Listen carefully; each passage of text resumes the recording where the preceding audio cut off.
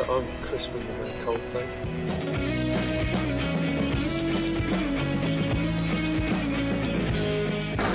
We've all been mates about 4 years, you know, and we met all at college and stuff in London, and two of us started writing together, and then we gradually built up to the four of us. That was about 2.5 years ago.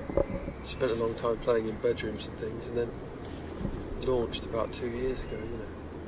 It's very simple history. There hasn't been that many upsets.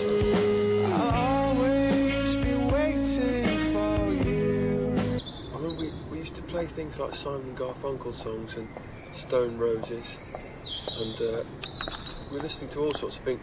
Because when we all went to college, you know, you meet so many new people, and they've got so many new types of music to show you, that it was just being introduced to loads of new stuff, really. I went through a phase of listening to The Doors at that time, for some reason. Can't understand that. Well, our first gig was in this place called the Laurel Tree, which has since closed, where Blur actually had one of their first gigs, I think. And that was great, and it was busy. We had loads of mates there, and it was great, and we were called Starfish for some odd reason. And it was mad. It was brilliant, though. What happened was, my best mate from school, called Phil, he said, why don't I give you some money to go and do a CD, you know? So we thought, yeah, great idea. And so this was in about 1998, the beginning. We just went off and did this 3-track CD and printed up like 500 copies of it, called the Safety EP. And then that just did loads of cool stuff for us. It was brilliant, brilliant. It was such a fluke, really. What do we sound like? I can't say what we sound like. It's what we're trying to get across with the music, and that's just trying to be as impassioned as possible. The thing is, it doesn't translate very well in interviews or on paper or anything when you say, yeah, we really want to get passion across and stuff. It just sounds a bit, you know, what's the word? It sounds a bit,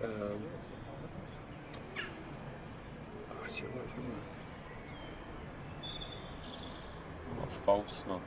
Yeah, so when you say, oh, we just want to be really passionate and everything, it can sound a bit like, you know, general band. Every band says that, do you know what I mean? But I just think at the moment there's a real need to get some of that back in focus, you know. It's always there, Flaming Lips, Mercury Rev, you know. But your average person on the street doesn't have a clue who they are. Sad. Is we're going to play tonight and tomorrow and the next day. Then we're going to go to New York and mix our next single, which is going to be dead good. It's got Mellotron on, which we never used before, like strings. Doesn't sound really pompous though. And then we're going to go and record in this old church hall in London. Then we're going to mix that, and then we're going to do a big assault on the world. And we're going to prove to people that we've got our own sound, because no one reckons that yet. Well, actually they do now, seeing us live. But once we finish this record, we're just going to play everywhere we can, as much as possible.